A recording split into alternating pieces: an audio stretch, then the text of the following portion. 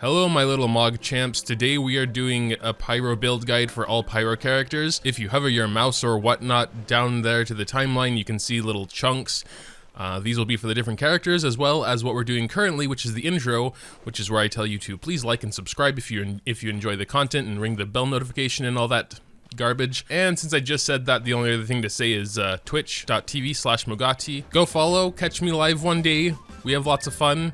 And you're missing out on all the Mogger moments. Let's go ahead and start with the quote-unquote main Pyro units, the 5 stars, Klee and Diluc. Beep bop beep bop beep. Alright, we're starting with Diluc. I'm gonna be referencing a spreadsheet one of my Twitch mods has been working on for a while now, in addition to a couple of my Discord members just chiming in with their thoughts. So huge thanks and shout out to all of them. Starting with Diluc, there really is only one way to build him, and that is as a main DPS.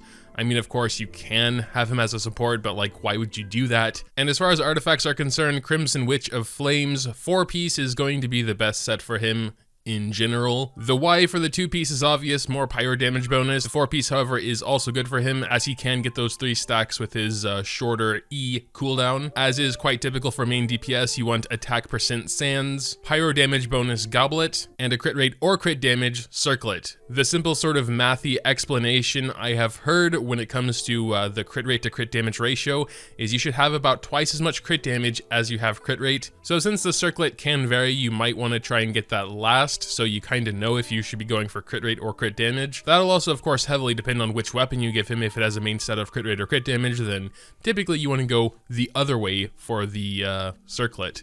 You could also go 2-piece Crimson and 2-piece Gladiator, that is another option. Mainly depends on where you have the better rolls. As for weapons, unfortunately I don't have that many, so it's kind of ugly here, but the best in slot is going to be Wolf's Gravestone followed by Skyward Pride. The more free-to-play option will be Prototype Animus here. As for super free-to-play, we also have the Debate Club, which is okay. It is a 3-star though, so you know, at least try and get some Prototype Animuses. Next, let's go ahead and talk about Klee. You can, of course, also go 4-piece Crimson for Klee here. However, there's something of note here because her E has such a long cooldown, or her elemental skill, she can usually only get 2 stacks of the 4-piece set.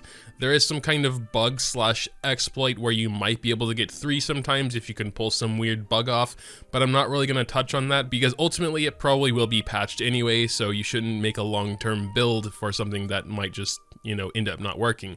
So what I would recommend instead is a 2-piece Crimson for that 15% pyro damage and a 2-piece Gladiator. I think this is the overall general sort of best build for a DPS Klee. You just can't really go wrong with it. Support DPS Klee is even a worse idea than support DPS Diluc. I will go ahead and mention Lava Walker too, though this is much more situational than the previous build, because if she's causing elemental reactions, say on Cryo Slimes, it's going to trigger and then they won't be affected by Pyro anymore, and then yeah, the whole set is kind of not working. In a lot of other cases, however, you can apply Pyro and stay in Pyro as all of her attacks deal Pyro damage, so it can be situationally good, though I'd recommend just sticking with 2 Gladiator and 2 Crimson. Again, this is going to be more or less the same for all main DPS, attack percent Hourglass, Pyro damage bonus Goblet, and a crit circlet depending on what you need more. Best in slot book is going to be Skyward Atlas, followed by Lost Prayer to the Sacred Winds, and that's followed by Solar Pearl. So yeah, we're mostly going to be starting with the pay to win, and then we're going to give some free to play suggestions as well, because you can't get Solar Pearl without having the Battle Pass. And the best quote-unquote free-to-play one you can potentially get without spending any money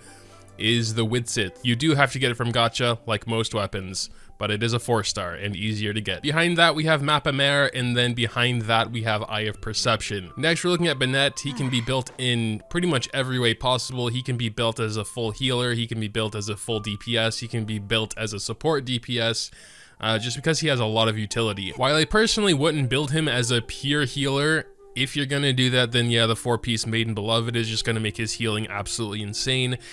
He can already heal so fast without this though, so keep that in mind. But if you have like, you know, Bennett and then a bunch of tanks on your team with like 30, 40, 50k HP, then it might be necessary to really quickly heal everyone up. Personally though, for a heal focused Bennett, I would still go something like Oblige instead. And if you feel like you still need more healing, you can always go healing bonus on his circlet, but again, I feel like he heals fast enough. So for a mainly like heal support based Bennett, you can go energy recharge for the sands, HP for the goblet, and HP for the circlet. As for the weapon, pretty much anything with energy recharge is going to be best for a heal focused Bennett, Skyward Blade, Sacrificial or Favonius Sword, etc, etc. It doesn't matter too much. Now we're going to talk about DPS Bennett, which I halfway have. His set isn't all that great yet, but it's kind of what you would expect from a DPS Bennett. Of course, we have the full Crimson Witch of Flames set here. He has a super short cooldown on his E, so you can stack those quite easily. Main stats on the artifact are going to be attack, pyro damage bonus, and crit rate or crit damage. Mine has attack right now because I don't have anything better. But yeah, it should be crit rate or crit damage there for a main DPS Bennett, though you also have the option to go physical damage and full gladiator set, actually, because he's not one of the characters that imbues their attacks with element. So as main DPS, you can give him a physical damage goblet, gladiator, and have his normal attacks deal a lot more damage. As for weapons, once again, we have Skyward Blade, also for a main DPS Bennett. However, of course, if you're going a physical damage build, Aquila Favona will be better. Following that, we have the Black Sword. Crit rate main stat is always nice. For more on the free-to-play side, we have Lion's Roar, which is fine. When he imbues them with Pyro, you know it'll do more damage. For a support DPS Bennett, you're basically going to build him more or less the same way. You might not want to build him full Crimson Witch because you're going to have to be swapping out to him all the time to do his E and try and get those stacks. So I don't know if that'd be super worth it. 2-piece Crimson and 2-piece Gladiator would also work fine. Obviously, there's not much point of going physical build for a support, so that's kind of off the table here. Making sure you have enough energy recharge is always important though, so that is something you can consider for the support DPS, giving him an energy recharge artifact here, especially if you don't go for an energy recharge weapon. But yeah, Bennett, so many ways to build him. We've already spent a lot of time on Bennett here. My personal suggestion is to go for more of a support DPS Bennett, where you're kind of focusing on damage and, you know, energy recharge support abilities. I don't believe he really needs healing bonus or healing sets, but like Oblige would be fine for him as well if you don't already have a 4-piece Oblige in your team. I currently have him with Lion's Roar as I don't have many other options. Sacrificial Sword has a massive amount of energy recharge on it, so that would be pretty nice. But yeah, it's pretty much Bennett. Let's go ahead and move on to Xiangling, another character I have a bit of experience with. And you can build Xiangling as either a support DPS or a main DPS, and her build will differ pretty greatly depending on which one you choose. Mine is currently built as a main DPS. As you can see, she has full Gladiator, which is going to be best in slot for a main DPS Xiangling here. For weapon, best in slot is going to be Crescent Pike, and it's also quite a free-to-play option because it's craftable. You just have to get lucky enough to get the prototype drops. As usual, we're going attack sands, physical damage bonus goblet. I am currently going attack percent circlet. First of all, I don't really have anything better, but second of all, Crescent Pike does stack with your attack, so I feel like it's also quite good. Besides that, she doesn't have a massive amount of crit damage anyway, so I am still kind of following the half rule here. But a support DPS Xiangling is going to look very different. You're going to be more focusing on her ult, and the best in that case is going to be 2-piece Crimson and 2-piece Oblige, because her ult is quite strong. Of course, in this case, you're going to want pyro damage bonus on the goblet instead of physical damage, crit rate or crit damage for the circlet. There is one other consideration, and that is energy recharge here on the sands instead of attack, and I would say that kind of depends on which weapon you're going for. If you get your hands on a Skyward Spine, for example, you may not need an energy recharge artifact as it has energy recharge on it already. Dragon Bane is also quite good for a support DPS Xiangling, as well as, of course, Deathmatch with its crit rate. I wouldn't really bother with Crescent Pike for a support DPS Xiangling because you're not going to be basic attacking all that much. Moving on to Amber now.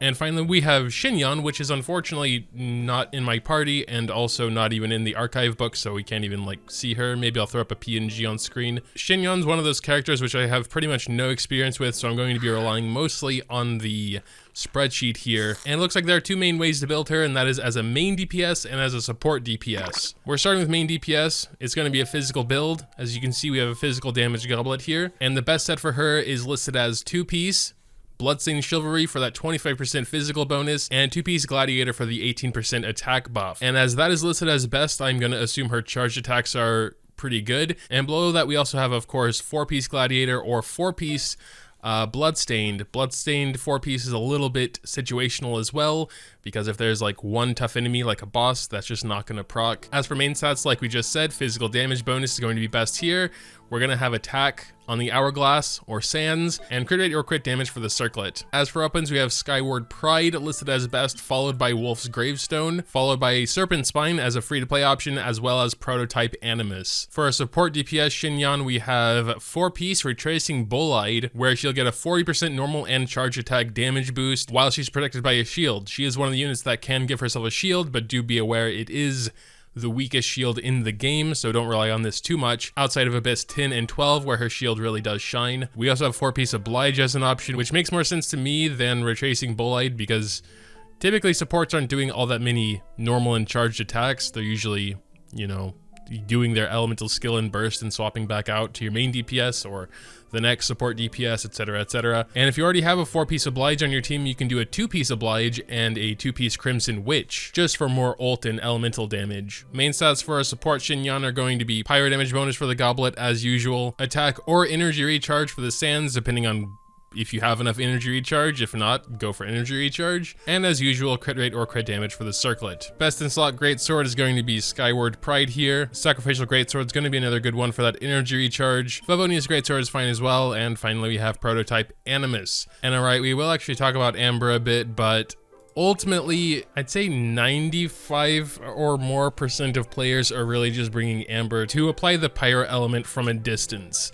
And she doesn't actually need anything for that. Any bow, any artifacts you have are fine. You can give her Wanderer's Troop. The 4-piece is actually decent for her, as you're always going to be wanting to do charge attacks anyway. I don't mean to diss the Amber mains. I think there's at least maybe one of you out there. Yeah, Wanderer's Troop 4-piece is going to be your best bet in this case, and you'd build her pretty much like any other DPS. Attack, pyro damage bonus, crit rate or crit damage. And yeah, that's pretty much it. This took a lot longer than I thought it would be. I've been recording here for 2 hours already, cross-checking the spreadsheet and all that. This, of course, there's a lot of my own sort of opinion in there as well. If you want to check the spreadsheet we've made specifically for pyro units, I'll have that linked in the description down below as well. Make sure to tell me what you think though as well.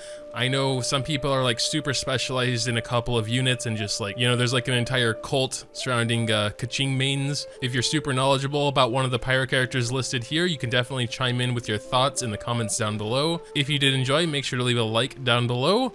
Once again, consider subscribing, it's always cool. Thanks, as always, for watching, and until next time.